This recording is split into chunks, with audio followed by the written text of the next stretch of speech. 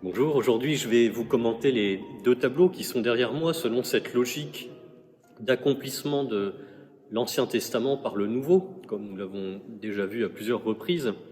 Derrière moi, vous avez deux scènes bibliques, une très facilement reconnaissable qui est l'institution de l'Eucharistie par Jésus-Christ, qui est donc dans le Nouveau Testament, et puis une autre scène un peu plus énigmatique qui est tirée de l'Ancien Testament, qui est l'offrande par Melchisédek, qui était roi et prêtre, de pain et de vin qui lui ont été fournis par Abraham. C'est une histoire racontée au chapitre 14 de la Genèse, suite à une campagne militaire où Abraham a dû libérer son neveu Lot.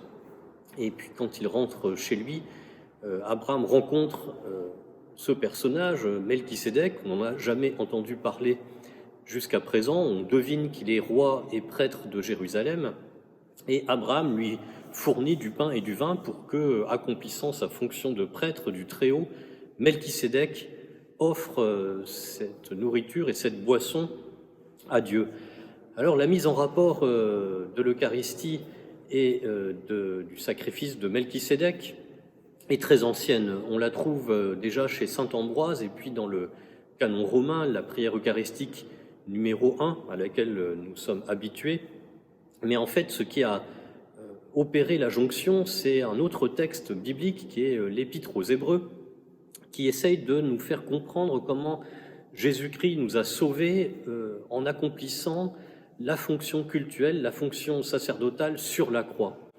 Et pour ce faire, l'auteur de l'Épître aux Hébreux se heurte à une difficulté parce que Jésus n'est pas de la bonne tribu. Comme il est descendant du roi David, il est de la tribu de Juda et non de la tribu de Lévi, la tribu des prêtres. Et donc, au chapitre 7 de l'Épître aux Hébreux, l'auteur doit expliquer pourquoi cette différence de tribu n'empêche pas Jésus d'être prêtre, et il a précisément recours à ce fameux personnage de Melchisédek en disant que lorsque Abraham a offert à Melchisédek la dîme de tout, c'est-à-dire ce pain et ce vin, Abraham contenait déjà en lui, selon la visée ancienne des choses, tous ses descendants, et donc à travers lui, c'est Lévi, un descendant d'Abraham, qui a offert la dîme à Melchisédek et donc qui a reconnu implicitement que le sacerdoce qui serait le sien, le sacerdoce lévitique, était inférieur au sacerdoce de Melchisédek. Et comme par ailleurs, il y a un autre passage de l'Ancien Testament qui fait allusion à Melchisédek, c'est le psaume 109, dans lequel Dieu s'adresse au Messie en lui disant « Tu es prêtre à jamais selon l'ordre du roi Melchisédek ». L'auteur de l'Épître aux Hébreux peut faire la jonction et dire « Mais ce psaume s'accomplit lorsque Jésus est offert en sacrifice, s'offre lui-même en sacrifice sur la croix ».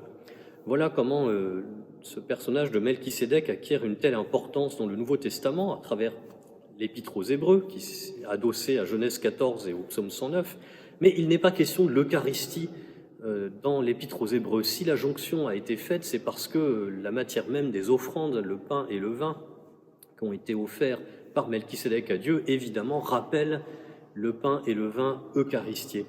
Et pour nous, peut-être, ce qui est le plus important, c'est de nous rappeler que ce pain et ce vin, en Genèse 14, viennent en conclusion d'une victoire militaire remportée par Abraham, qui a libéré son neveu Lot.